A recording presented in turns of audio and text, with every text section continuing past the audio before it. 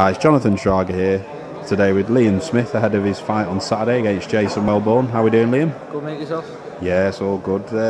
Just a quick one, really. I mean, obviously, you always seem a very respectful fighter, you know, sometimes understated maybe even, but you seem uncharacteristically outspoken a couple of weeks ago when I saw an interview with you ahead of this fight. Has he riled you up a bit? No, not necessarily, you know, but it's just silly things seem to like baffle me. That's what it was. He made a few silly comments, and if he wants to say them to, like, you know, for his own self-assurance, then, you know, that's up to him. But don't lie about it. You know, he said we sparred a couple of times. We sparred once. Yeah. We done 4 rounds before I'd won a Commonwealth title. So, and you know, he said a couple of comments. My opponents were handpicked, which they couldn't have been. But if they are handpicked, I've picked him. So, yeah. You know, he kind of contradicted himself a little bit, but you know, it didn't. I mean, it didn't do anything. I haven't done anything different in training because of that. You know, right. But so it won't necessarily lead you to fight sort of emotionally. No way. I'll like I say, I'll fight the way I want to fight. Yeah. You know, not the way I always do. I'll fight the way I want to fight. In that fight, I'll go out and I'll see how I want to fight. The fight I plan, and yeah. You know, that won't be nothing based on interviews or, you know, stare downs or anything like that. It will be on the basis of what'll win me the fight. Lovely. And obviously he has been stopped twice in his career. Are you predicting a stoppage on Saturday, or just the win will come however it comes? You know, I've trained just, you know, I'm fitting up for 12 rounds. I've trained for 12 rounds, but I promise you, if I sit on the apron at the end and I win on points, I'll tell you I'm disappointed. Right. I'll be disappointed with a point win. Right. And then obviously, if and when you prevail on Saturday, are there any fights left domestically that interest you? Obviously, you were scheduled to fight Nav Mansouri originally. Yeah. Now, when you say interest me, you know, fights ahead of me interest me. Yeah. You know, to be honest with you, I know I'm champion, but I don't want to be looking back, and to be honest with you, they seem over my shoulder. They don't seem ahead. And when I read papers, when I look at magazines, when I look at ratings, I'm looking above and looking at what way I'd like to go and things like that. I'm not looking at anyone behind me, and like, you know, I've already stated, if, you know, I win Saturday and Frank comes to me with something different than a British title defence, then if I think that's a good way to go, I'll take it. I'm not going to sit waiting around. Obviously, I know I've only got one left to keep the belt outright, and I'd love one in my living room, but, you know, as I say, I'm looking ahead, and that's my way forward. Okay, yeah, and I mean, obviously, I was looking this morning at the Sky Sports rankings domestically, and only ahead of you there was only Andy Lee and Brian Rose, in spite of his recent loss. Are they potentially fights that would interest you moving forward domestically? It's to be honest with you, we asked for the Andy Lee fight on the Carl Frampton bill, but Joe's asked that, but you know, I think Andy's got different plans now. It was not like, you know, rivalry, but it was just he wanted to he's campaign at light middleweight, but now we've seen he's going back to middleweight. I think he's got to fight with Matthew Macklin. Yeah. You know, so and then the other one, Brian Rose. I don't know really. Yeah. I think I'm ahead of Brian. Yeah. To be honest with you, you know, he's just come off a loss for the world title, and you know, it weren't like it was a good loss. He didn't go there and do himself any favours. Yeah. So, you know, I win Saturday and see what happens really. I win Saturday. I'm British champion, Commonwealth champion. I class myself as number 1, and like I say, I'm not looking at Brian for anything. He's got nothing. So, you know, I'm looking past Brian. Okay, so I mean, I'm not asking you to call anyone out here, but obviously you sort of dominated on the domestic level then. Moving forward, European and world level, do you feel then you're ready sort of after Saturday then to really make that step up then? Yeah, you know, like say I've had some good domestic fights now, and I've had some good central rounders, which is all going to stand me in good stead. But I said that I wouldn't mind the European title after this. Isaac Rail has just won it, but now Frank tried to make that fight for this bill. Yeah. But Jack Kulkai, Sarland's already got that fight. Yeah. So, you know, that's a good fight then too. Maybe fight the winner of that, I'd happily have that, but, you know, see if he's got any international fights that'll push me up the ladder. You know, there's some good international fights out there for me, like middleweight. It's a good division, so you know, see what he comes with, and we'll sit down. I'm sitting down next week anyway with Frank and Andy, so we'll see how that goes. All right, lovely. And then, I mean, you're probably inundated with questions about your brothers. I think whenever anyone interviews any of you, you sort of everyone wants to ask about the other brothers as well. Yeah. Obviously, it was recently confirmed that Paul will fight Arthur Abraham in September.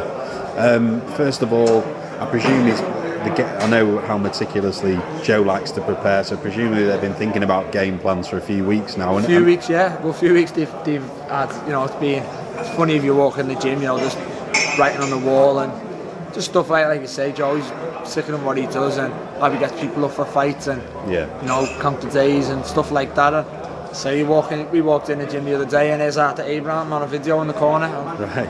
Yeah. It's just little things we do in the gym amongst each other, and you know they're as we speak in the gym on a game plan now. That's why they're not here.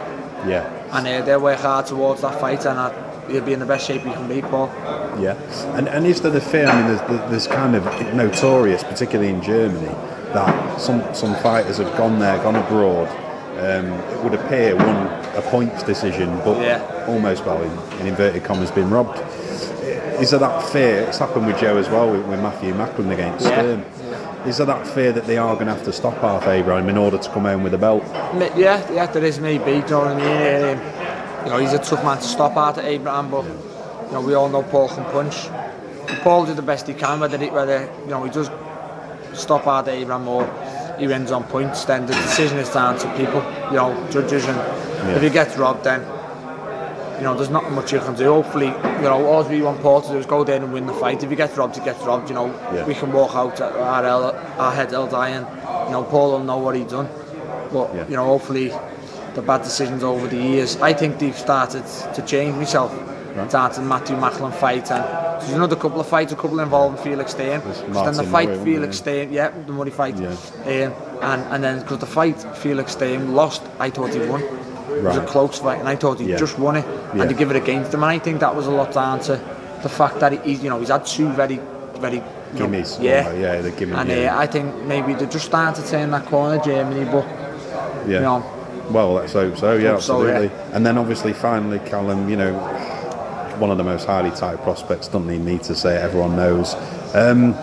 How do you slow down his rate of progression? Because you know, I'm sure people are already wanting to chuck him in there with high level It's a tough guys. one. It's a tough one with Callum. You know, like to say, we as a family of four, really, we've had some bad years. We haven't had many bad years, but we had a bad year not so long ago with Stephen losing and Paul losing in the same year, and Callum got robbed in the Olympic qualifiers. So you know, that was a tough year for us to deal with. Then the following year we had the best year we've had as a family. You know, 3 of us won British titles. Callum was just had seven stoppages in that year. So you know, but going back to your point with Callum, there's a couple of things really. I would like to see him slow down, because you know, once you go through that door, there's no coming back. And you know, to be honest with you, it's mad how the way he's going, because I'll tell you now, he's going to be frightened when he gets his man strength. And when he does get that, then you can let him go in with whoever you want, whoever's on the end of your tongue, call him in with, once he's got his man strength. But that's not saying he's not strong now and can't punch now, because obviously everyone knows he can. But that's just what I mean about like the prospect of him when he's got his man strength is going to be frightening. And final question really, I mean obviously Gallagher's gym, well documented that they surpassed the 50 mark, sort of fell agonisingly short last time. 49 in Macklin it was, it would have been the 50. Exactly, and now you've done it, you've achieved it.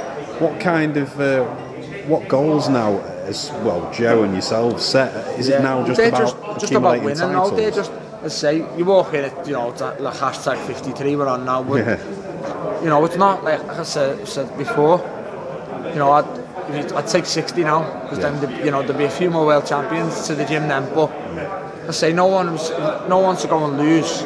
They won't come in and say, oh sorry Joe, I've lost your record. They'll be sick about losing. But once they're over that loss, that 53 is just a little bit of, you know, gym talk, a little bit of banter in the gym. It's just a good thing to have and say. And it's, you know, it's a good achievement for Joe at the end of the day. We get given belts and that, you know, he gets given nothing, and you know, it's a staff for himself to enjoy. But as soon as someone's over there, if someone loses, you know, they'll be saying, oh, so you let the record down, but then the type of lads we are in the gym and the banter we have, As soon as they're over the loss and they're back in the gym, we'll say, you let the do you know what I mean? But that's just starting to banter with the lads. That won't be. You know, as I say, no one will be too fussed on letting that down. Yeah, and then actually, it just reminded me one more quick question. When I spoke to Joe recently, I interviewed him about Manchester United. Obviously, he's a Red. I don't know if you saw the interview. Something's going on, a bit rowdy over there. I don't know if you saw the interview, but he was referencing the kind of banter you have in the gym, particularly around football. Obviously, Anthony Croller's a United fan as well. You lads are all Liverpool fans. I was going to ask you first of all, losing Luis Suarez, are you devastated about that? And second of all, do you think Liverpool will bounce back? Because did it come very close this year? Yeah, I'm absolutely gutted Suarez gone. Anyone I know. You know, I support Liverpool because it's a football club and for its football. Yeah. And there's not many better players around than him, so I'm gutted to see him leave. But can they bounce back? Yeah, I think they can, but I don't think they will this year. To be totally honest with you, I think they need. They've made a few signings and they need them to gel into the team. And Luis Suarez is a big loss. Yeah. If you look at what he gives Liverpool as assists and goals wise, then he's a massive loss if you take that out of the team. But hopefully, we'll stand by Liverpool and hopefully they'll do the same this year. Lovely. Well, really appreciate your time today, Liam. Best of luck on Saturday, obviously. Thanks very much. Cheers, Liam. Thanks.